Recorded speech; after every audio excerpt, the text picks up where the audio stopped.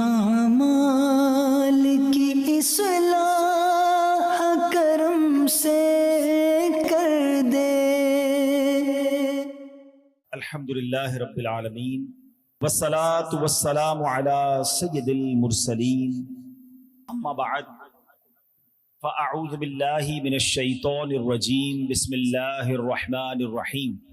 الصلاة والسلام علیک یا رسول اللہ وعلی آلک واصحابک یا حبیب اللہ۔ الصلاۃ والسلام علیک یا نبی اللہ وعلی آلک واصحابک یا نور اللہ۔ درود پاک پڑھنے کے بے شمار فضائل و برکات ہیں۔ ایک روز سرکار نامدار، رسولوں کے سردار صلی اللہ تعالی علیہ وسلم باہر تشریف لائے تو حضرت ابو طلحہ انصاری صحابی رسول ہیں رضی اللہ تعالیٰ عنہ، انہوں نے آگے بڑھ کر عرض کیا، یا رسول اللہ صلی اللہ تعالیٰ علیہ وسلم، میرے ماں باپ آپ پر قربان ہوں، آج آپ کے چہرے پر بڑی خوشی کے آثار نظر آ رہے ہیں۔ تو پیارے آقا علیہ الصلوۃ والسلام نے فرمایا، بے شک ابھی جبریل امین میرے پاس آئے تھے اور انہوں نے عرض کیا، اے محمد صلی اللہ تعالیٰ علیہ وسلم، جس نے آپ پر ایک بار درود پاک پڑھا، اللہ پاک اس کے نامہ اعمال میں 10 نیکیاں لکھے گا اور 10 گناہ مٹا دے گا اور 10 درجات بڑھا دے گا۔ کیا بات ہے، سبحان اللہ۔ نبی پاک صلی اللہ تعالیٰ علیہ وسلم کے چہرے پر خوشی کے آثار کیوں ہیں؟ درود کون پڑھے گا؟ ہم پڑھیں گے۔ ثواب کسے ملے گا؟ ہمیں ملے گا۔ رحمت کس پر برسے گی؟ ہم پر برسے گی۔ گناہ کس کے معاف ہوں گے؟ ہمارے معاف۔ خوش کون ہو رہا ہے؟ نبی پاک علیہ الصلوۃ والسلام۔ یعنی ہم پر مہربانی، امت پر احسان، میرے امتیوں کا بھلا ہو جائے۔ کیا بات ہے، اس بات پر نبی پاک کا چہرہ جو ہے وہ خوشی سے دمک رہا ہے، کتنا ہم سے محبت ہے، کتنا ہم سے پیار ہے، سبحان اللہ۔ اور نبی پاک علیہ الصلوۃ والسلام کا امتی ہونا یہ کتنی بڑی سعادت ہے۔ وہ شاعر کہتے ہیں نا، میری خوش قسمتی میں تیرا امتی۔ اللہ نے ایسے نبی عطا فرمائے صلی اللہ تعالی علیہ وسلم کہ امت پر کمال درجے مہربان ہے۔ تو ایک تو پیارے آقا کا اس امت سے پیار دیکھیں، اور پھر درود پاک کی فضیلت کیا بتائی کہ ایک بار درود پاک پڑھے تو نامہ اعمال میں 10 نیکیاں لکھی جاتی ہیں، 10 گناہ معاف ہو جاتے ہیں، 10 درجے بڑھ جاتے ہیں۔ اس کو نارمل نہ سمجھیں۔ قیامت کے دن ہم سب کے نامہ اعمال کو تولا جائے گا۔ آج کل کاروباری لوگ اپنی بیلنس شیٹ بناتے ہیں نا، تو قیامت کے دن بھی سمجھ لیجئے ایک بیلنس شیٹ بنے گی، اور اس میں کیا ہوگا، جس کی نیکیوں کا پلڑا بھاری وہ تو جنت میں چلا جائے گا، مزے میں ہوگا۔ اور یہ بھی بات قرآن فرما رہا ہے نا، فَأَمَّا مَنْ ثَقُلَتْ مَوَازِينُهُ فَهُوَ فِي عِيشَةٍ رَاضِيَةٍ۔ قرآن کہتا ہے جس کی نیکیوں کا پلڑا بھاری ہو گیا وہ مزے میں ہوگا، وہ چین میں ہوگا، جنت میں ہوگا۔ وَأَمَّا مَنْ خَفَّتْ مَوَازِينُهُ فَأُمُّهُ هَاوِيَةٌ وَمَا أَدْرَاكَ مَا هِيَ نَارٌ حَامِيَةٌ۔ قرآن کہتا ہے جس کی نیکیوں کا پلڑا ہلکا ہو گیا وہ بھڑکتی ہوئی جہنم کی آگ میں جائے گا۔ اچھا، اب اس کی تفصیل میں احادیث میں یہ مضمون ملتا ہے کہ کچھ ایسے بھی لوگ ہوں گے جن کی ایک نیکی کم پڑ جائے گی، یعنی گناہوں اور نیکیوں کو جب تولا جائے گا نا تو بیلنس شیٹ آؤٹ ہوگی اور نیکیاں، ایک نیکی کم ہوگی، ایک گناہ زیادہ ہوگا۔ اب اس کو صرف ایک نیکی چاہیے وہ مل جائے، یا کوئی ایک گناہ لے لے اس سے تاکہ وہ پلڑا ہلکا ہو جائے اور یہ جنت میں چلا جائے۔ لیکن وہ ایک نیکی کے لیے مارا مارا پھرے گا، دوستوں کے پاس جائے گا، رشتہ داروں کے پاس جائے گا، یہاں تک کہ اپنے ماں باپ کے پاس جائے گا۔ Nobody help over there۔ اس دن کوئی ہماری مدد نہیں کرے گا۔ تو پتہ یہ چلا کہ اب ذرا تصور کیجئے، امیجینیشن تھوڑی سی کرتے ہیں کہ کوئی ایسا بندہ ہو جو قیامت کے دن پھنس جائے اور اس کی ایک نیکی کم ہے، اس کو کتنا یاد آئے گا کہ کاش میں 2 رکعت نفل اور پڑھ لیتا، کاش میں اور درود پاک پڑھ لیتا، کاش میں اور سجدے کر لیتا، میں اور صدقے کر لیتا۔ یا اس کو کتنے گناہ یاد آئیں گے کہ کاش میں وہ گناہ نہ کرتا، 2-4 گناہ ہی کم کر لیتا تو میرا بیڑا پار ہو جاتا۔ تو اس کا مطلب یہ ہوا کہ دنیا میں کسی کی بیلنس شیٹ آؤٹ ہو جائے نا، کسی سے ادھار لے کر قرضہ لے کر کچھ لوگ ہیلپ کر دیتے ہیں نا کہ چلو یار بندہ پھنس گیا ہے اس کی مدد کر دو, اس کی بیلنس شیٹ لیول ہو سکتی ہے. On the day of judgement there is no way to balance your balance sheet. قیامت کے دن کوئی طریقہ نہیں ہوگا. اب آؤ میں آپ کو بتاتا ہوں ایک ایسا وظیفہ ہے جو آپ کی بیلنس شیٹ کو بیلنس کر رہا ہے. اب اس حدیث کو پھر سنو. ایک درود پڑھنے پر کتنی نیکیاں ملنی ہیں؟ 10 نیکیاں. اور کتنے گناہ معاف ہونے؟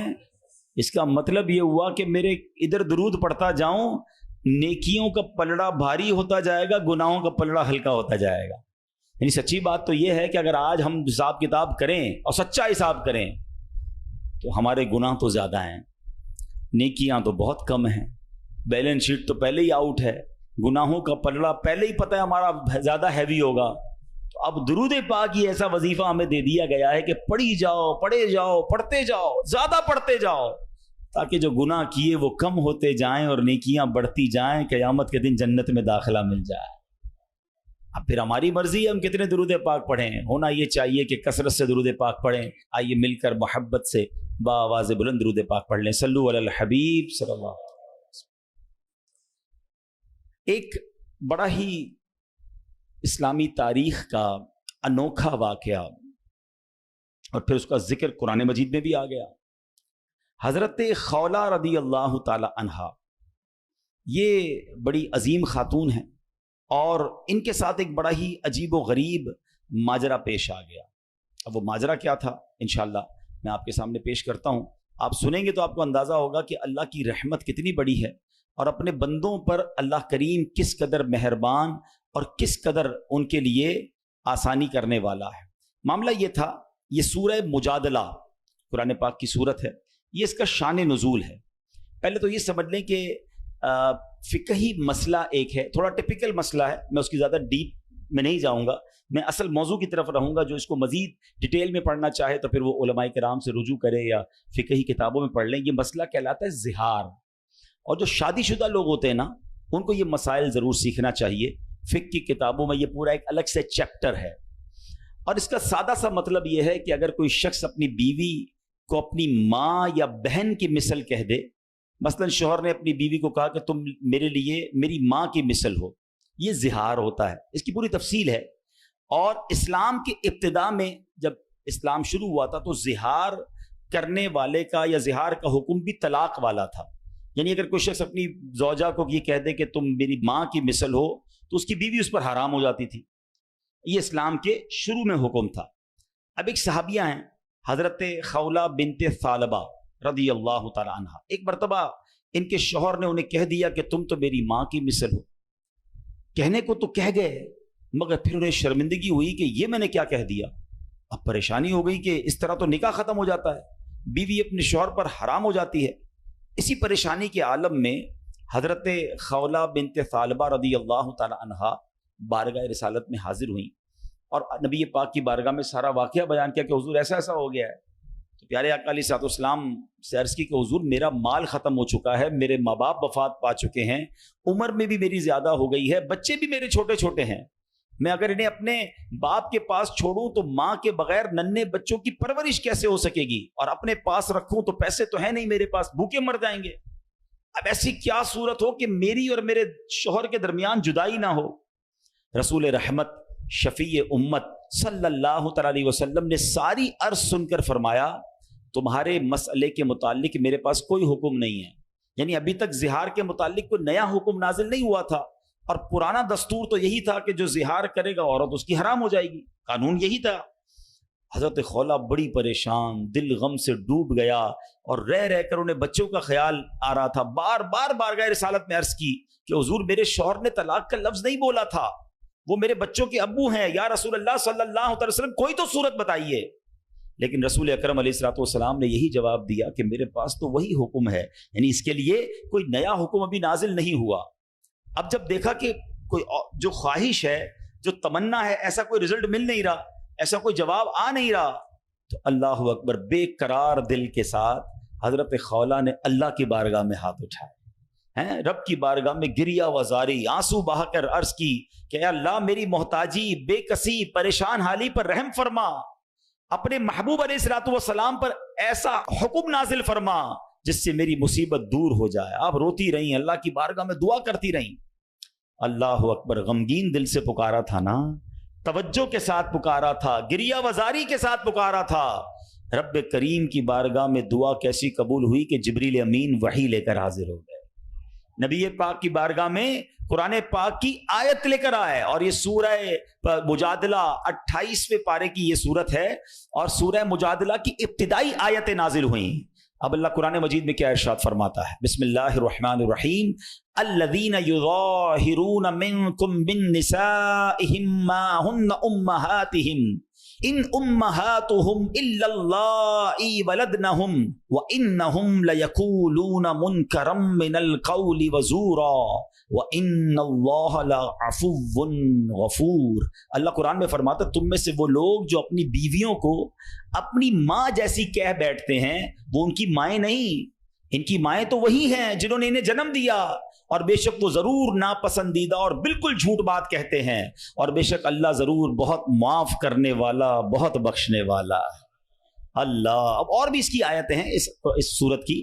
تو اب خلاصہ کیا ہوا کہ حضرت خولہ رضی اللہ تعالی عنہا کی دعا کی برکت سے زہار کا پہلے والا حکم منسوخ کر دیا گیا, اور نیا حکم نازل ہوا. یعنی اب قیامت تک کے لیے اصول بن گیا کہ زہار جو ہے وہ طلاق کے حکم میں نہیں ہے, البتہ بہت ناپسندیدہ ہے, جھوٹی بات ہے, اس سے بچنا لازم ہے. اگر کوئی جانے یا انجانے میں اپنی زوجہ سے زہار کر بیٹھے تو مثلاً اسے اپنی ماں کی طرح کہہ بیٹھے, تو اب اس کا حکم تو یہی ہوگا کہ وہ زوجہ کے قریب نہیں جا سکے گا, لیکن یہ طلاق نہیں ہے. اب اس کی کفارے ہیں, اس کی پوری ڈیٹیل ہے, تو میں یہ نہیں چاہوں گا کہ اس کی میں مزید ڈیٹیل میں جاؤں. اللہ نہ کرے ایسا کوئی معاملہ ہو جائے, اس کی تفصیل پڑھنی ہو تو بہار شریعت میں موجود ہے, ورنہ مفتیان کرام سے رجوع کیا جائے. میرا یہاں پر جو ٹاپک ہے, جو بات, جس موضوع کو مجھے لے کر چلنا ہے آج کے بیان میں, کہ غمگین دل سے, دکھے دل سے, بے قراری کے ساتھ, اور پھر توجہ کے ساتھ جب بارگاہ الہی میں دعا کی جاتی ہے نا, تو بڑی بڑی مشکلیں ٹل جایا کرتی ہیں, بڑے بڑے مسئلے حل ہو جایا کرتے ہیں. یعنی یہ اتنی غمگین تھی, اتنی دکھی تھی, اپنے بچوں کی فکر تھی, اور جب بارگاہ الہی میں دعا کی تو آپ سوچیں یہ چھوٹی بات نہیں ہے. یعنی ایک حکم پہلے آ چکا تھا, مگر اس غمزدہ خاتون کی دعا نے رحمت الہی کو ایسے پکارا کہ وہ حکم منسوخ کیا گیا, ایک نیا حکم جاری کیا گیا, اور رہتی دنیا کے لیے سبحان اللہ گویا ایک آسانی بھی عطا ہو گئی, اور یہ حکم بھی قرآن پاک میں نازل ہو گیا. یعنی یہ دوسرے لفظوں میں یہ کہا جا سکتا ہے کہ حضرت خولہ کی وہ دعا ایسی قبول ہوئی کہ اس کا ذکر یا اس کا ثمرہ جو ہے وہ قرآن پاک میں آیت کی صورت میں نازل ہو گیا. صبح قیامت تک قرآن پڑھا جاتا رہے گا, جب جب پڑھا جائے گا حضرت خولہ کی دعا کو یاد کیا جائے گا. یہ ہے دعا.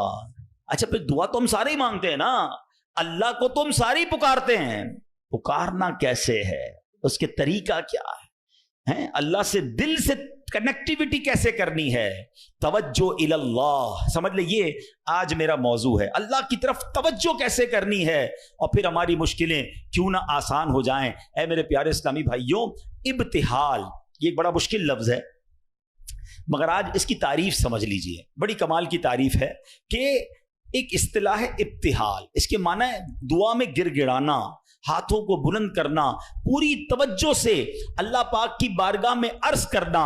یہ ہمارے آقا علیہ الصلوۃ والسلام کی پیاری سنت ہے.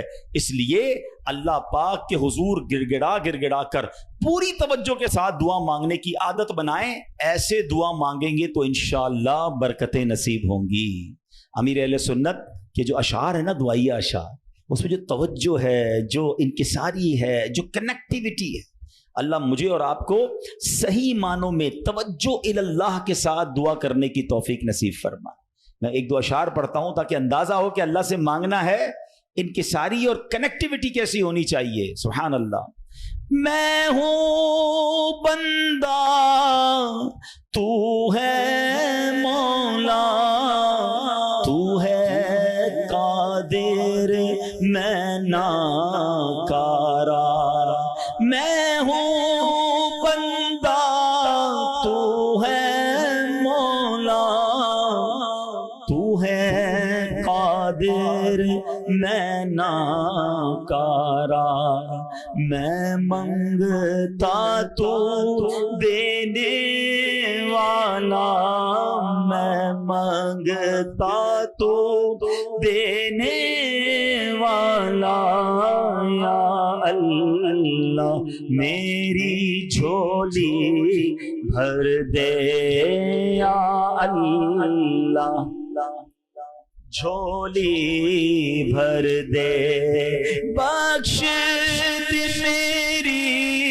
ساری خطائیں، بخش دے میری ساری خطائیں، کھول دے مجھ پر اپنی عطائیں، کھول دے ہم پر اپنی عطائیں، بخش ہماری ساری خطائیں، کھول دے ہم پر اپنی عطائیں، برسا دے رحمت کی برکھا، برسا دے رحمت کی برکھا، یا اللہ میری جھولی بھر دے، یا اللہ۔ سبحان اللہ سبحان اللہ۔ قرآن پاک کی ایک سورت ہے سورہ انبیاء۔ اس مبارک سورت میں کئی انبیاء کرام کا تذکرہ ہے، اس پہ بالخصوص انبیاء کرام کا یہ وصف بھی ذکر ہوا کہ اللہ پاک کے پیارے نبی اللہ پاک کی بارگاہ میں دعائیں کیسے مانگتے تھے، کیسے دعائیں کرتے، اور کوئی بھی مشکل آتی تھی تو اللہ کی طرف رجوع لاتے، توجہ اللہ کرتے، اور گر گڑا کر بے قراری کے ساتھ اللہ رب العالمین کی بارگاہ میں دعا مانگتے۔ سبحان اللہ۔ حضرت نوح علیہ السلام، آپ نے 950 سال تک لوگوں کو اللہ کی طرف بلایا۔ اب یہ بڑا ان کی زندگی جو ہے نا بڑا خوبصورت ہمارے لیے میسج بھی ہے۔ 950 سال میں آپ کو پتہ ہے کتنے لوگ ایمان لائے؟ کم و بیش 80 لوگ ایمان لائے۔ کدھر 950 سال اور صرف 80 لوگ ایمان لائے؟ اس میں بڑا درس ہے ہم سب کے لیے کہ اللہ کے نیک بندوں کو بعض اوقات اچھے کاموں میں تکلیف آتی ہے، ہمت نہیں ہارنی ہوتی۔ ہم تھوڑا سا کوئی نیکی کا کام کریں، کوئی ساتھ نہ دے، بندہ کہتا ہے میں تو کچھ نہیں کرتا، نیکی کا زمانہ نہیں ہے بھائی، میں تو اللہ کے لیے کر رہا تھا، کوئی ساتھ ہی نہیں دے رہا، فلاں نے تو دل توڑ دیا، فلاں نے ساتھ نہیں دیا۔ ارے اللہ کے بندو، یہی تو امتحان ہے۔ آپ استقامت، آپ کا کام کرنا ہے، ہاں تعداد کو نہ دیکھیں، اللہ کی رضا کو دیکھیں۔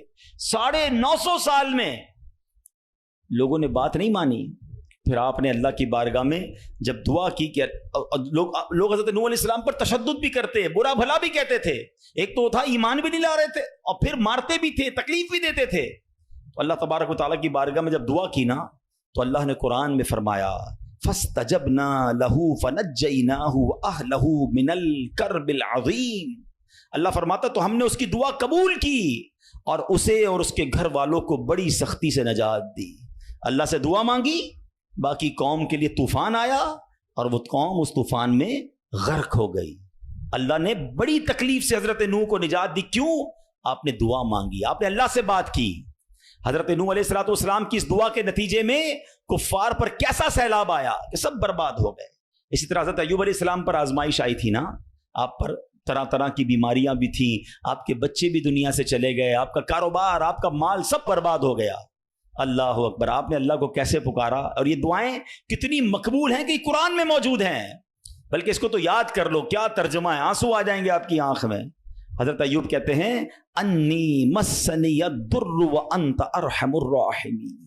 اس کا ترجمہ سنو کہ بے شک مجھے تکلیف پہنچی ہے اور تو سب رحم کرنے والوں سے بڑھ کر رحم کرنے والا ہے۔ اگر تکلیف پہنچے تو کیوں دنیا کو پکارنا ہے، کیوں دنیا والوں کے پاس جانا ہے؟ چلو نا اس کے دربار میں چلتے ہیں جس سے تکلیف دور کرنی ہے۔ حضرت ایوب علیہ السلام نے رب کو پکارا نا، انی مسنی الضر وانت ارحم الراحمین۔ یہ وہ دعا ہے جو قبول ہے، یہ وہ دعا ہے جس کے صدقے میں حضرت ایوب کو شفا بھی دی گئی اور ساری مال دولت اولاد واپس عطا کر دی گئی۔ اگر آپ بھی کسی پریشانی میں ہیں، آپ بیماری میں ہیں، آپ قرضے میں ہیں، آپ مصیبت میں ہیں، آؤ نا رب سے حضرت ایوب کے انداز میں دعا مانگتے ہیں نا. اچھا یہ دعا اللہ نے ہمیں سکھانے کے لیے تو قرآن میں عطا فرما دی نا کہ میرے بندو میرے دربار میں مانگنا ہے تو یوں ہی مانگ لو جیسے میرے نبی نے مانگا ہے. اللہ اکبر. علماء کہتے ہیں یہ بڑی دلاسا دینے والی دعا ہے, یہ بڑی مشکلوں کو ٹالنے والی دعا ہے, یہ تکلیفوں میں کام آنے والی دعا ہے. ترجمہ تو دیکھو نا, یعنی اللہ کے سامنے اپنا مسئلہ پیش کر دیا آپ نے کہ بے شک مجھے تکلیف پہنچی ہے اور تو سب رحم کرنے والوں سے بڑھ کر رحم کرنے والا. اے اللہ بیمار ہوں, اے اللہ پریشان ہوں, اے اللہ قرضے میں ہوں, کہو نا رب سے مجھے تکلیف پہنچی ہے, مجھے ستاتے ہیں لوگ, مجھے تکلیف دیتے ہیں, مجھے پریشان کرتے ہیں لوگ, اور تو سب رحم کرنے والوں سے بڑھ کر رحم کرنے والا. اور جب آپ نے دعا کی تو دعا کیسے قبول ہوئی؟ یہ بات بھی رب نے قرآن میں ارشاد فرمائی سورہ انبیاء میں, فَاسْتَجَبْنَا لَهُ فَكَشَفْنَا مَا بِهِ مِن ضُرٍّ وَآتَيْنَاهُ أَهْلَهُ وَمِثْلَهُمْ مَعَهُمْ رَحْمَةً مِّنْ عِنْدِنَا وَذِكْرَىٰ لِلْعَابِدِينَ. اللہ قرآن میں فرماتا تو ہم نے اس کی دعا سن لی, تو ہم نے دور کر دی جو تکلیف اسے تھی, ہم نے اسے اس کے گھر والے اور ان کے ساتھ نہیں اور عطا کیے, اپنے پاس سے رحمت فرما کر, اور بندگی والوں کے لیے نصیحت ہے. حضرت یونس پر کیسی آزمائش آئی تھی. کوئی سوچ سکتا ہے کہ مچھلی کے پیٹ میں ہمیں تھوڑی سی پرابلم آئے ہم بے قرار, بے چین, شکوے, شکایت. ارے نبی ہیں, کائنات میں انبیاء سے بڑھ کر کسی کا مرتبہ نہیں ہے.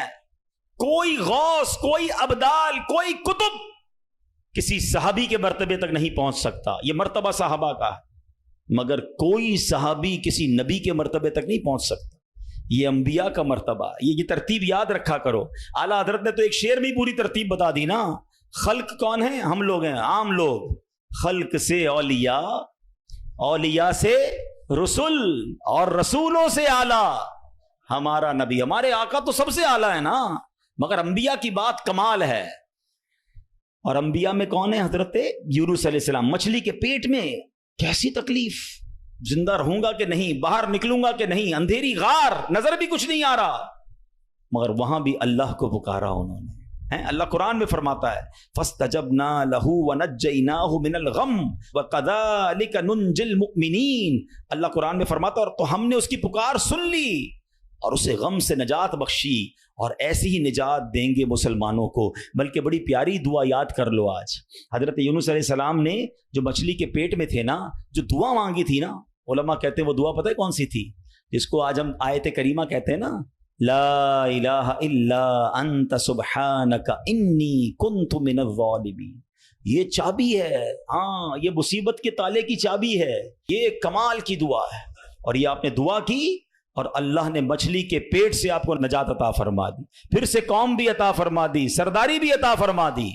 تو یہ دعائیں ہیں جو بے قراری میں, مصیبت میں رب کو پکارا گیا. اللہ اکبر. تو اے میرے پیارے اسلامی بھائیوں, اللہ کرے کہ ہم اپنے رب کو پکارنے والے بن جائیں, صحیح طریقے سے دعا کرنے والے بن جائیں. حضرت زکریا, اللہ اکبر, آپ بڑی عمر ہو گئی آپ کی, بڑھاپے تک پہنچ گئے, آپ کی اولاد نہیں تھی, آپ کی زوجہ بھی بانجھ تھی.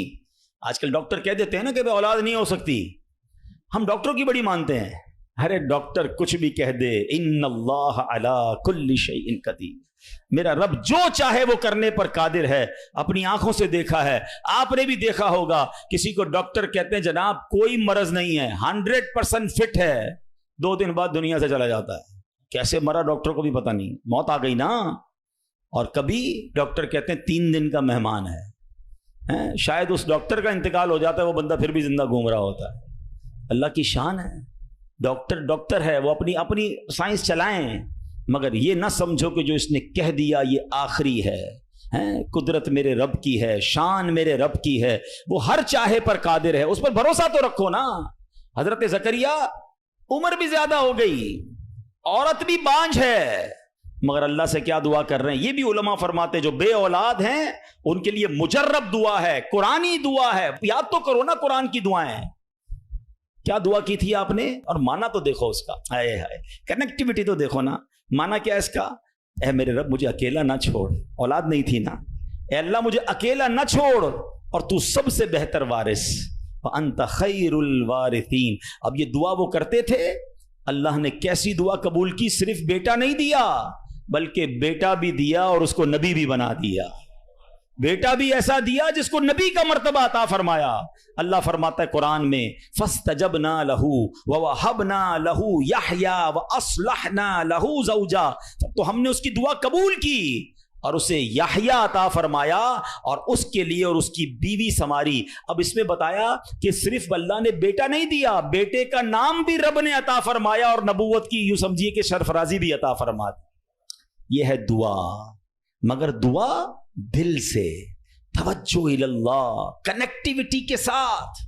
फिर देखो कैसे काम बनते हैं, फिर देखो कैसे मुसीबत टलती हैं। अल्लाह पाक खुद फरमाता है, वयदऊनना रगबन व रहबा व कानू लना खाशिईन, और हमें पुकारते थे उम्मीद और खौफ से और हमारे हुजूर गिड़गिड़ाते हैं। पता चला कि गिड़गिड़ाना तवज्जो के साथ, खौफ भी हो उम्मीद भी हो, फिर ये काम बन जाते हैं। जरा देखो ना मेरे प्यारे इस्लामी भाइयों, हमारी जिंदगी में कितने मसाइल हैं। कभी कभी हमारे मामलात बड़े अटक जाते हैं। अब किसी को पैसों की ज़रूरत है, कर्जे की ज़रूरत है, अब जनाब सारे दरवाजे बंद हो जाते हैं। और अब किसी भाई से उम्मीद बंदा लगाता है, आखिरी वक्त में वो भी मना कर देता है। सेठ साहब पर नज़र पड़ती है, वो भी माजरत कर लेते हैं। दोस्त अहबाब से पूछते हैं, वो भी जवाब नहीं देते हैं। सब दरवाजे बंद हैं, कोई उम्मीद बाकी नहीं बचती। बंदा मायूसी की तरफ जाने लगता है। मगर जब सब दरवाजे बंद हो जाएं तो एक उम्मीद बाकी रहती है, एक दरवाजा उस वक्त भी बाकी रहता है। अल्लाह अकबर, बादशाहों के दरवाजे बंद हो जाते हैं मगर मेरे रब्बे करीम का दरवाजा कभी बंद नहीं होता। लोग साथ छोड़ देते हैं, भाई भाई से दामन छुड़ाता है, लेकिन अल्लाह पाक अपने बंदों को मायूस नहीं करता, बल्कि ये तो ऐसा दरवाजा है कि नेकूकार आए तो भी नवाजा जाता है, गुनाहगार आए तो उसे भी नवाज दिया जाता है। तू करीम ही जो ठहरा तो करम के क्या ठिकाने, तू करीम ही जो ठहरा तो करम के क्या ठिकाने, तू नवाजने पे आए तो नवाज दे ज़बाने। दिल से दुआ कैसे असर करती है। हो सकता है किसी के जहन में आए कि बात तो मौलाना साहब बिल्कुल ठीक कर रहे हैं, मेरे लिए भी सारे दरवाजे बंद हो गए हैं, मगर मेरा मामला सुलझेगा कैसे, मामला बनेगा कैसे। चलो मैं आपको दो वाकयात सुनाता हूं जिससे इंशाअल्लाह बात मजीद समझ आ जाएगी। एक साहब थे, काफ़ी अमीर थे, अपना बंगला भी था, अपनी गाड़ी भी थी, अल्लाह पाक ने बहुत दिया था। शाम को घर आए, बच्चों के साथ वक्त गुजारा, खाना खाया और उसके बाद अपने बिस्तर पर लेट गए। रात हो गई थी, बड़ा नरम बिस्तर था, ठंडा कमरा था, मगर करवट बदलते जा रहे थे, नींद नहीं आ रही थी। अब नींद भी अल्लाह पाक की नेमत है, जिसको आ जाए, लोग इसकी भी कदर नहीं करते। पूछो उससे जिसको नींद नहीं आती। अब काफ़ी देर तक करवट बदलने लगा कि पता नहीं क्यों नींद नहीं आ रही, चलो आज थोड़ी सी फ्रेश एयर लेता हूँ, शायद नींद आ जाए। घर से बाहर निकले, गाड़ी स्टार्ट की और आगे चलते रहे और घूमने लगे गलियों में। अचानक एक मस्जिद नज़र आई और मस्जिद का दरवाज़ा खुला नज़र आया। कहा चलो यार ऐसे ही घूम रहा हूँ, ज़रा मस्जिद के अंदर चला जाता हूँ, वज़ू करके कुछ 2 रकअत नफल पढ़ लेता हूँ। मस्जिद के बाहर गाड़ी पार्क की, वज़ू किया, मस्जिद के अंदर दाखिल हुए तो जैसे ही मस्जिद के अंदर गए तो पूरी मस्जिद खाली, मगर हल्की हल्की कहीं से रोने की आवाज़ आ रही। रात को इस वक्त कौन है मस्जिद में और क्यों रो रहा है? तो देखा कि एक कोने में एक गरीब आदमी अल्लाह की बारगाह में हाथ उठाए रो रहा है और रोते रोते अल्लाह की बारगाह में अर्ज़ कर रहा है कि ए अल्लाह, मेरी बेटी बीमार है, डॉक्टर ने ऑपरेशन का कहा है, मुझ गरीब के पास पैसे नहीं है, कहाँ से लाऊं? ए रब्बे करीम, तू ही असबाब बनाने वाला है, मुझ गरीब की हालत ज़ार पर रहम फरमा। उस अमीर शख्स को समझ आ गया मुझे नींद क्यों नहीं आ रही थी, मुझे कहीं भेजा गया है, मैं ढूंढते ढूंढते इसी के लिए आया हूँ। अल्लाह अकबर। वो गरीब के पास गया, जेब में जितनी रकम थी निकाल कर उसके पेश कर दी कि भाई ये ले लो और मेरा ये कार्ड भी रख लो, कभी भी ज़रूरत पड़े तो मुझसे बात कर लेना। उस गरीब शख्स भी कैसा खुददार था, उसने कार्ड वापस दिया, कहा मुझे एड्रेस की ज़रूरत नहीं है, मेरे पास एक एड्रेस मौजूद है। तो कौन सा एड्रेस मौजूद है? बोलो ये एड्रेस है ना, अल्लाह की बारगाह में आया, उसने तुम्हें भेज दिया, जब दोबारा ज़रूरत पड़ेगी तो भी इसी के बारगाह में आ जाऊंगा। हैं, सारे दरवाजे बंद हो जाएं, मेरे करीम का दरवाज़ा खुला होता है। हमारा प्रॉब्लम है, हम जाते ही नहीं उसके पास। अच्छा, अपना एक छोटा सा टेस्ट ले लो ना, ताकि अंदाजा हो जाएगा आपको। कभी भी आपको बीमारी हो, पेट में दर्द हो, सर में दर्द हो, पाँव में दर्द हो, चोट लग जाए, पहले कौन याद आता है? डॉक्टर। डॉक्टर के पास चलो। یار بڑا درد ہے, کسی کو معلوم کرو کیسے علاج ہوگا. دوائی, میں نہیں کہتا ڈاکٹر کے پاس نہیں جانا چاہیے, لیکن پہلے ہمیں اللہ یاد آنا چاہیے. اے اللہ تو شفا دینے والا ہے, کرم کر دے مالک. کاروبار میں نقصان ہوا, فیملی میں پرابلم ہوا, واٹ ایور پرابلم, سب سے پہلے ہمیں دنیا والے سورس ہیں, وکیل, پولیس, یہ یاد آتے ہیں. ہونا یہ چاہیے کہ ہمیں خالق اسباب کی یہ طرف لو لگانی چاہیے, پہلے اللہ کریم کو پکارنا چاہیے. اسباب اختیار کرنا منع نہیں, مگر اسباب کے چکر میں, اس دنیا کے چکر میں ہم بھول گئے اسے کہ جو حل کرنے والا ہے, جو مشکلیں دور کرنے والا ہے, جو اولاد دینے والا ہے, جو مصیبت ٹالنے والا ہے. ہم اس کی طرف جاتے ہی نہیں ہیں. پورا دن دفتروں کے دھکے کھاتے ہیں, مگر 2 رکعت پڑھ کر اس کی بارگاہ میں سر نہیں جھکاتے. دیکھو اللہ کیسے کام بناتا ہے. ایک اور واقعہ سنو. ایک بہت مشہور ڈاکٹر تھا, میں نے واقعہ کتاب میں پڑھا. مثال کے طور پہ اس کا نام ڈاکٹر احمد تھا. ساری زندگی اس نے بڑے آپریشن کیے, اس کا بڑا نام تھا. اب حکومت نے اعلان کیا کہ اس کو گولڈ میڈل دینا ہے, لائف ٹائم اچیومنٹ ایوارڈ. پوری زندگی اتنا کام کیا اس ڈاکٹر کو, ملک کے دارالحکومت میں بلایا جائے گا اور ایک بڑی تقریب ہوگی اور اس کو گولڈ میڈل دیا جائے گا. ڈاکٹر بڑا خوش کہ اتنا بڑا ایوارڈ ملنے والا ہے. ڈاکٹر صاحب نے فلائٹ بک کی, جہاز میں بیٹھے. جیسے ہی جہاز اڑا تو کچھ دیر کے بعد جہاز, موسم خراب ہو گیا اور جہاز میں کوئی پرابلم ہو گئی. تو جہاز کو راستے میں کسی چھوٹے سے ایئرپورٹ پر اتار لیا گیا. ڈاکٹر صاحب جہاز سے نکل کر عملے کے پاس جاتے ہیں کہ بھائی کب جہاز اڑے گا, میری تو وہاں بہت اہم تقریب ہے اور سارا پروگرام میرے لیے سجایا گیا ہے, میں چیف گیسٹ ہوں, مجھے گولڈ میڈل ملے گا, بتائیں دوبارہ جہاز کب اڑے گا. سر چھوٹا سا ایئرپورٹ ہے, جہاز کا پرابلم بڑا ہے, اتنا جلدی ٹھیک نہیں ہوگا. آپ کو اگر پہنچنا ضروری ہے تو آپ کو ایک گاڑی لیں کرائے پر اور بائی کار چلے جائیں, آپ پہنچ جائیں گے اپنی تقریب سے پہلے. ڈاکٹر نے کہا یہ بھی آئیڈیا ٹھیک ہے, جہاز کے انتظار میں کہیں میرا پروگرام ہی مس نہ ہو جائے. ڈاکٹر صاحب نے گاڑی بک کی, رینٹ ا کار لی. جیسے ہی راستے میں گئے تو زبردست بارش, آندھی طوفان. اس اندھیرے میں, اس آندھی طوفان میں ڈاکٹر صاحب راستہ بھول گئے اور کسی مین ہائی وے سے نکل کر گاؤں کے روڈ پہ چڑھ گئے. بہت دیر تک راستے میں, اب بھوک بھی لگ رہی, کھانا بھی نہیں کھایا, اندھیرا گپ, بارش ہو رہی ہے. اچانک ایک چھوٹا سا گاؤں میں گھر نظر آیا جس میں ایک بلب جل رہا تھا. ڈاکٹر صاحب نے کہا اب تو حالت ایسی ہو گئی, دروازہ کھٹکھٹایا. ایک بوڑھی عورت نے دروازہ کھولا. کب ماں جی کچھ کھانے پینے کو ملے گا, بہت بارش ہو رہی. کہا بیٹا اندر آ جاؤ. وہ اندر چلا گیا. ماں جی نے بڑی محبت سے اسے پانی بھی دیا, کچھ کھانے کو بھی دیا. تھوڑی سانس میں آئی تو ڈاکٹر نے دیکھا کہ برابر پہ بستر پر ایک نوجوان لیٹا ہوا تھا. کہا ماں جی یہ کون ہے؟ کہا بیٹا میرا بیٹا ہے. کیا ہو گیا ایسے؟ کہا اس کو بہت بڑی بیماری ہے. ماں جی علاج کیوں نہیں کرواتی؟ ماں جی کہتی میں نے گاؤں کے ڈاکٹر کو دکھایا ہے. ڈاکٹر کہتے ہیں ہمارے وطن میں ایک ہی ڈاکٹر ہے جس کا نام ڈاکٹر احمد ہے, وہی اس کا علاج کر سکتا ہے. مگر بیٹا میں غریب ماں ہوں, میں اپنے بیٹے کو کہاں سے ڈاکٹر احمد کے پاس لے جاؤں؟ نہ پیسے ہیں نہ کرایہ ہے. بس روز اللہ سے دعا کرتی ہوں, اے اللہ تو کارساز ہے, میرے بیٹے کو شفا دے دے یا ڈاکٹر احمد کے پاس پہنچا دے. ڈاکٹر احمد رونے لگا. کہتا ہے ماں جی میں ہی ڈاکٹر احمد ہوں اور اللہ نے مجھے تیرے گھر پہ بھیج دیا ہے. جہاز کا خراب ہونا, چھوٹے ایئرپورٹ پر اترنا, رینٹ ا کار لینا, راستہ بھول جانا, کسی اور گھر پہ نہ رکنا, اسی جھونپڑی کے کنارے پر رکنا اور اس گھر میں جانا اور اس مریض کا علاج کرنا. اب بھی نہیں مانو گے, ان اللہ علی کل شیء قدیر, میرا رب جو چاہے وہ کرنے پر قادر. بس ہمارا بھروسہ ہل جاتا ہے. ہم سمجھتے ہیں دنیا والے ساتھ دیں گے, ہم سمجھتے ہیں دنیا والے مسئلہ, ارے دنیا والے تو دکھ ہی دکھ دیتے ہیں.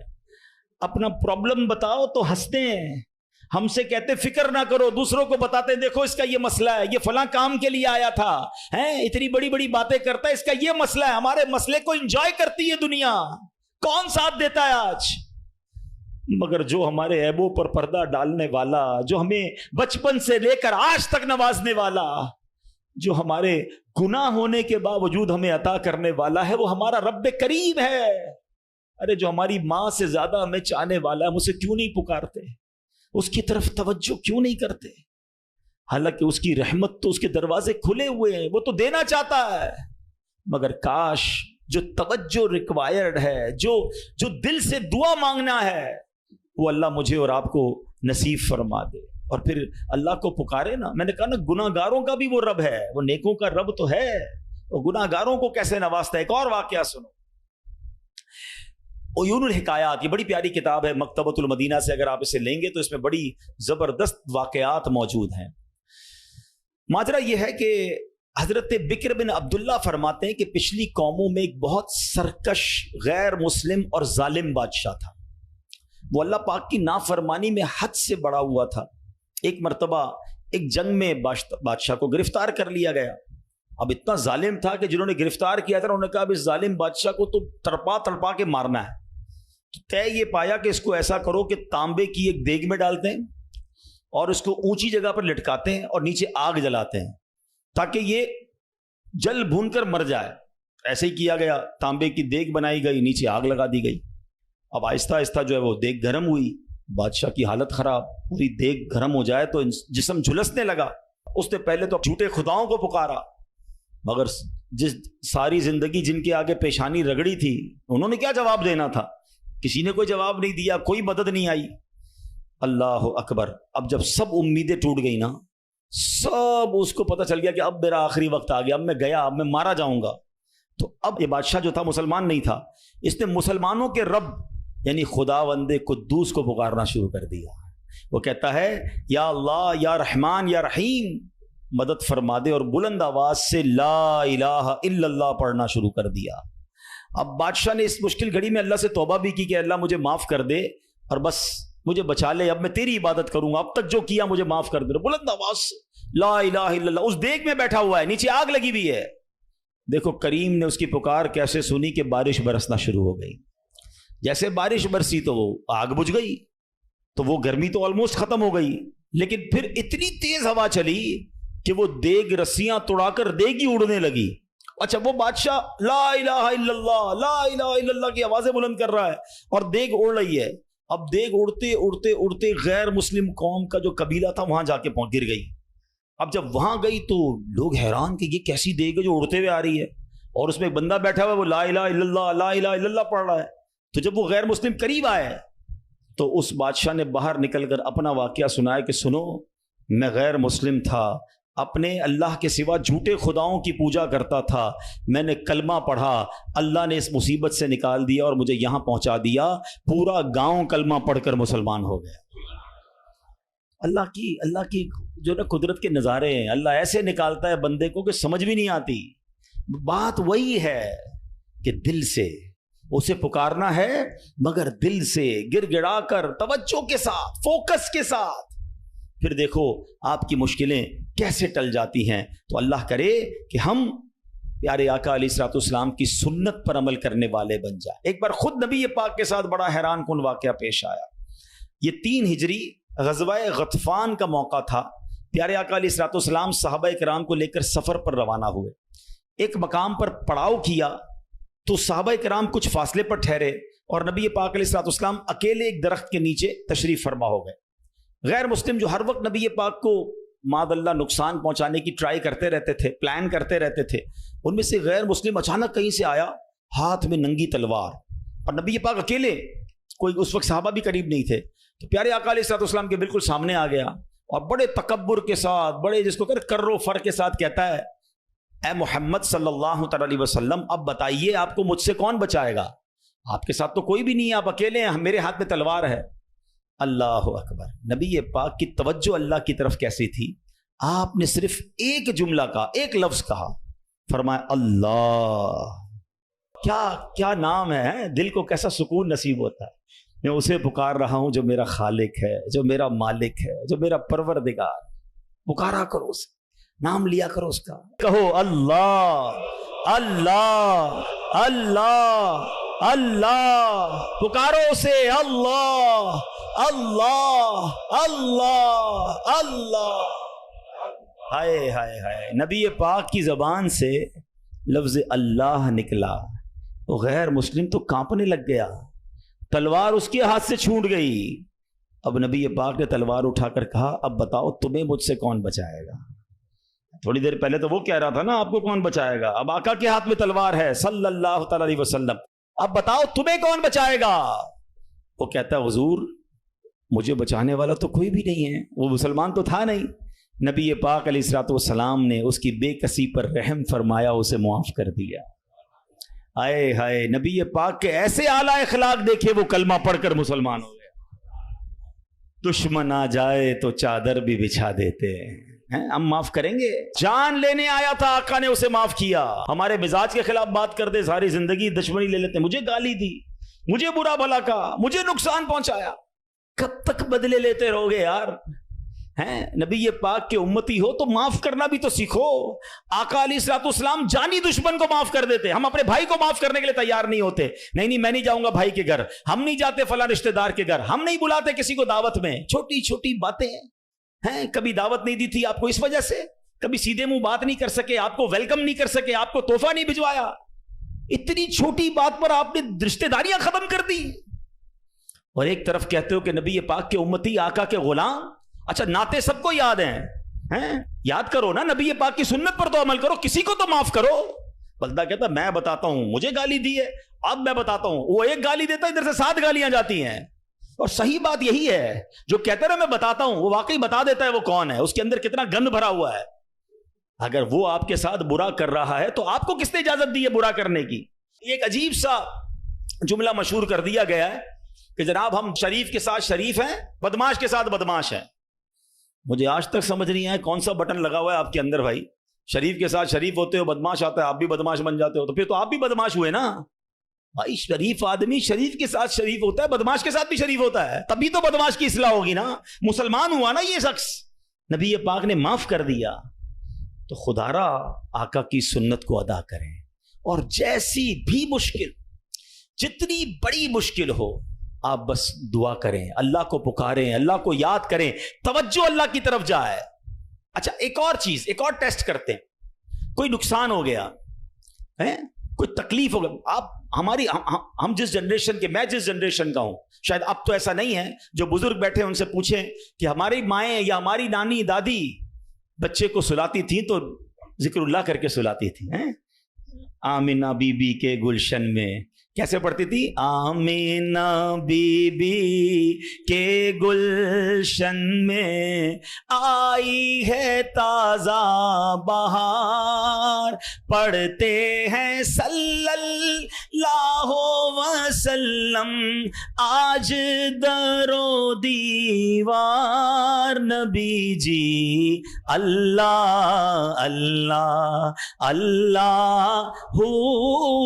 لا الہ ہو اللہ اللہ اللہ لا۔ رات بچے کو سلا رہے ہیں تو ذکر الہی ہو رہا ہے، نعتیں سنائی جا رہی ہیں، بچے کو کچھ لگ جائے تو حسبی اللہ یا اللہ خیر ہے۔ اب تو عجیب عجیب باتیں ہیں، رات کو موبائل پکڑا دیا ہاتھ میں، گانا دیکھتے ہوئے، میوزک دیکھتے ہوئے، کارٹون دیکھتے ہوئے، ابا بھی سو رہا ہے، بچہ بھی سو رہا ہے۔ صبح اٹھتے ہی بھائی وضو کروا کے فجر پڑھایا جاتا تھا، کلمہ پڑھایا جاتا تھا۔ مجھے اپنا یاد ہے کہ ہم جب چھوٹے تھے تو اسکول جانا ہوتا تھا، تو فجر کی نماز کے بعد پھر سو گئے، تو ہمارے اس وقت ریڈیو پاکستان پہ، جو میری عمر کے لوگ ہوں گے ان کو پتا ہوگا، اب تو پتا نہیں ہے، صبح 7 بجے جو ہے نا وہ درود پاک چلتا تھا، اللہم صلی علی سیدنا محمد النبی الامی وعلی آلہ وصحبہ کچھ یاد آ رہا ہوگا، یہ کنٹینیو چلتا تھا، تو والدہ وہ اس کو آن کر کے بڑی آواز کر دیتے تھے، تو خود ہی آنکھ کھل جاتی تھی، خود ہی اب درود سے اٹھایا جا رہا ہے۔ یہ انداز تھا ہمارے گھروں کا کہ صبح اٹھاتے وقت، رات سلاتے وقت، بچے گھر سے جا رہا ہے اللہ رسول کے حوالے، غوث پاک کے حوالے، یعنی ہماری ٹریننگ اس طرح ہوتی تھی کہ بات پر اللہ کا ذکر، اللہ کے رسول کا ذکر۔ اب تو کوئی تکلیف ہو، پتہ نہیں انگریزی میں پتہ نہیں کیا کیا آوازیں نکال رہے ہوتے ہیں، معاذ اللہ گالیاں منہ سے آ رہی ہوتی، لیکن ہے ہی نہیں، پہلے تو زبان سے یا اللہ خیر، فوراً ذکر الہی، یعنی ہماری ٹریننگ یہ ہوا کرتی، اور ہونی بھی یہی چاہیے مسلمان کی، کہ ہم تکلیف میں بھی۔ اچھا پھر ایک اور عجیب بات پتہ ہے کیا ہے، چلیں اب میں دوسری طرف لے آتا ہوں اپنی گفتگو کو، کہ تکلیف میں تو ہم اللہ کو یاد کرتے ہیں، پھر تکلیف ختم ہو جائے تو پھر کہاں چلے جاتے ہیں؟ اچھا بعض اوقات پتہ ہے کہ اچانک مسجد میں کوئی نیا آدمی نظر آنے لگتا ہے نا, ٹوپی بھی پہنی ہوئی, ہاتھ میں تسبیح بھی ہے, کہ خیر تو یہ کدھر سے آیا بھائی, اور 5 نمازیں بھی پڑھ رہا ہے, بعض اوقات نماز سے بھی پہلے آ جاتا ہے, میں پوچھو خیر تو ہے, بس وہ والدہ ہاسپٹل میں ہے یا فلاں پرابلم ہے. بہت اچھی بات ہے, میں خدا نہ خواستہ ڈسکریج نہیں کر رہا, مگر ادھر وہ پرابلم دور ہوئی, ادھر مریض ٹھیک ہوا, ادھر مسئلہ حل ہوا, وہ بندہ ہی غائب ہو گیا مسجد سے. تو یہ کیا ہے؟ ہم خوشی میں بھی اللہ کے بندے ہیں, ہم غم میں بھی اللہ کے بندے ہیں. ہم غموں میں بھی اسے پکاریں, ہم خوشی میں بھی اسے یاد رکھیں. اور یہ بات میں نہیں کہہ رہا, یہ اللہ کریم نے قرآن مجید فرقان حمید میں ارشاد فرمایا, اور یہ کافروں کی عادت اللہ نے ارشاد فرمائی. سنو, اللہ قرآن میں فرماتا ہے وَإِذَا مَسَّ الْإِنسَانَ الضُّرُّ دَعَانَا لِجَنبِهِ أَوْ قَاعِدًا أَوْ قَائِمًا. اللہ فرماتا ہے اور جب آدمی کو تکلیف پہنچتی ہے تو لیٹے ہوئے اور بیٹھے ہوئے اور کھڑے ہوئے ہر حالت میں ہم سے دعا کرتا ہے. بہت اچھی بات ہے, مگر آگے کیا ہوا؟ اللہ فرماتا ہے پھر جب ہم اس کی تکلیف دور کر دیتے ہیں تو یوں چل دیتا ہے گویا کبھی کسی تکلیف کے پہنچنے پر ہمیں پکارا ہی نہیں تھا, یاد ہی نہیں رہتا اللہ کا گھر. سچ بتاؤ ایسا ہم نہیں کرتے؟ پرابلم ہو تو گھر میں قرآن خوانی کراؤ, درود پاک کا ختم کرواؤ, امام صاحب کے پاس چلتے ہیں, دعا کرواتے ہیں, ذرا مسجد میں دعا کروانی ہے. ارے بھائی دعا کر دی, تمہارا مسئلہ حل ہو گیا, اب گئے کدھر؟ یہ اللہ پاک سے کیا تعلق بنا رہے ہو؟ ایسا نہ کریں. دیکھیں آپ اپنے انداز میں سمجھیں, میں بلا تمثیل سمجھا رہا ہوں. کوئی بندہ وہ ہے جو آپ سے جب ملتا ہے اپنے مطلب کے لیے ملتا ہے, بلکہ ایسے بھی لوگ ہوتے جب باتیں سمجھ آ جاتی ہے یار کوئی کام ہی لے کر آیا ہوگا, اس کا کوئی مسئلہ اٹکا ہے نا تو آج چہرہ دکھایا ہے, تو اس بندے کی کیا عزت ہوتی ہے آپ کے پاس.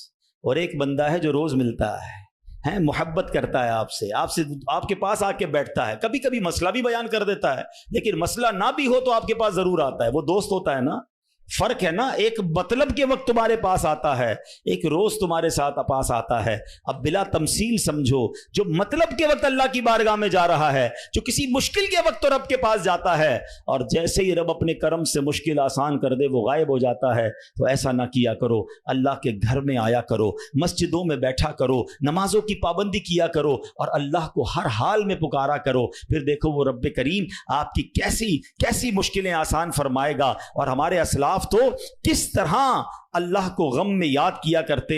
اللہ اکبر. ایک بار بڑا خوبصورت واقعہ پھر انشاءاللہ اپنا بیان میں ختم کرتا ہوں. ابو الحسن سری سقطی رحمۃ اللہ تعالی علیہ کا واقعہ. آپ کی خدمت میں ایک مرتبہ آپ کی ایک پڑوسن آئی اور عرض کرتی ہے کہ اے ابو الحسن, رات میرے بچے کو سپاہی اٹھا کر لے گئے اور وہ اسے بڑی تکلیف دیں گے, آپ کچھ کیجئے, میرے بیٹے کے لیے سفارش کیجئے. پڑوسن کی فریاد سن کر سیدنا ابو الحسن نے کیا کیا, جانماز بچھائی یا کھڑے ہوئے اور خشوع و خضوع کے ساتھ نماز شروع کر دی. اب پڑوسن کہہ رہی میں ان سے سفارش کرانے آئی ہوں, بچہ میرا جیل میں ہے, پتہ نہیں کتنی پٹائی کریں گے اس کی, اور یہ حضرت نماز پڑھنے پہ لگ گئے. اچھا نماز بھی آپ نے بڑی طویل نا, مزیدار خشوع و خضوع سے پڑھ رہے ہیں.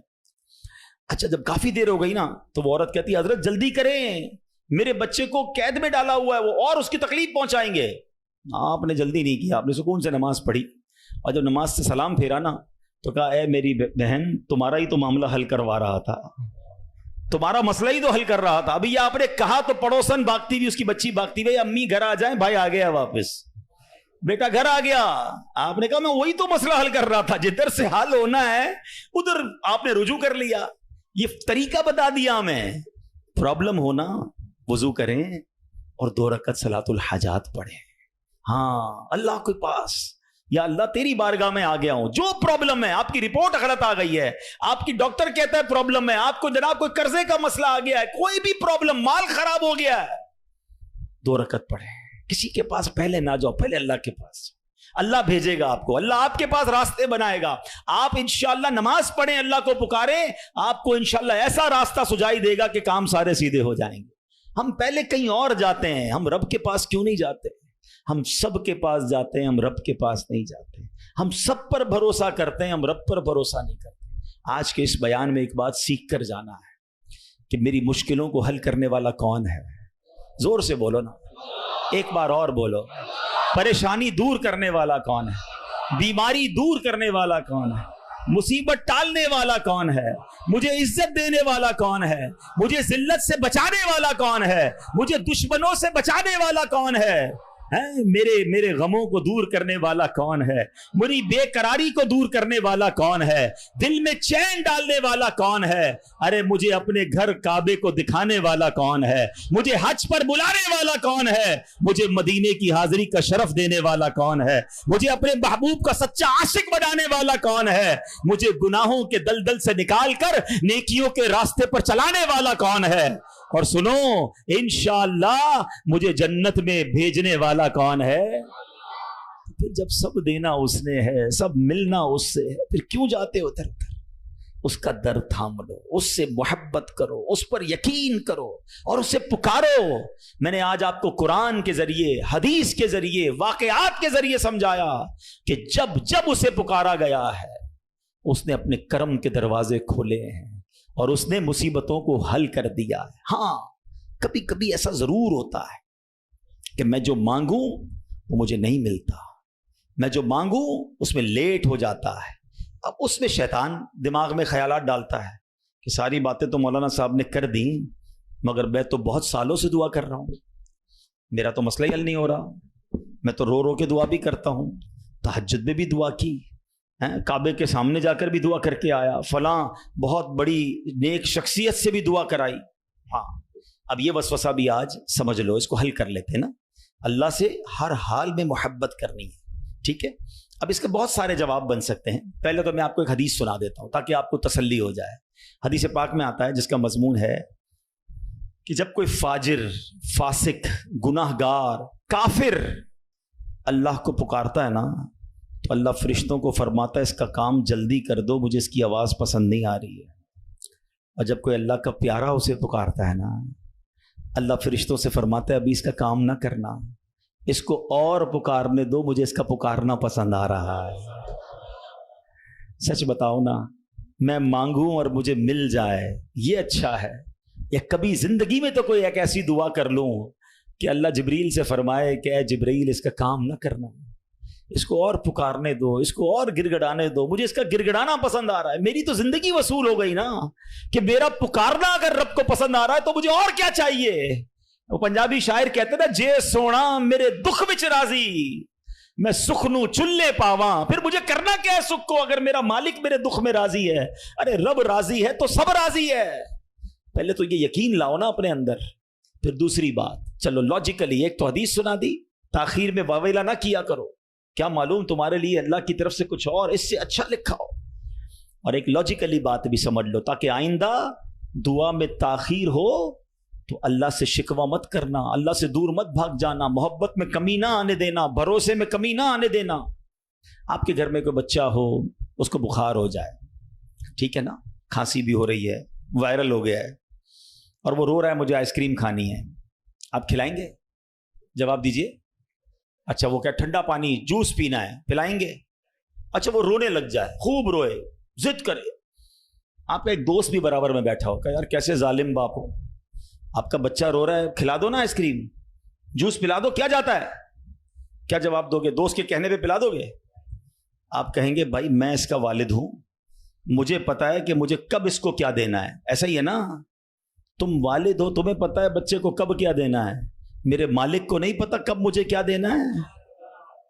میں رو رہا ہوں نہیں دے رہا، میں گڑ گڑا رہا ہوں نہیں دے رہا، میں التجا کر رہا ہوں نہیں دے رہا، ارے مان لو نا کہ اگر وہ نہیں دے رہا تو یہی میرے لیے بہتر ہے۔